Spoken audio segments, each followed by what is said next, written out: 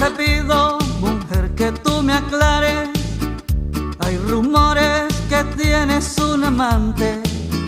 que el remedio de mis besos ya no te hacen,